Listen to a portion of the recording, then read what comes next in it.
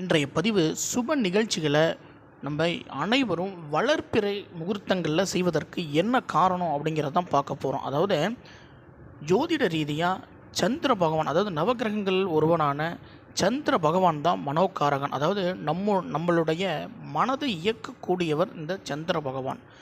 அப்படிப்பட்ட சந்திர பகவான் இந்த வளர்பிறை நாட்களில் மிகவும் அதிக சக்தியுடனும் அதிக ஆற்றலுடன் இருப்பதாகவும், அது மட்டும் இல்லாமல் நிலவிலிருந்து அற்புதமான கிரகங்கள் பூமியின் மீது விழுவதாகவும், இப்படிப்பட்ட நாட்களில் அனைவருடைய மனங்கள் மிகவும் சந்தோஷமாகவும் புத்துணர்ச்சியுடனும்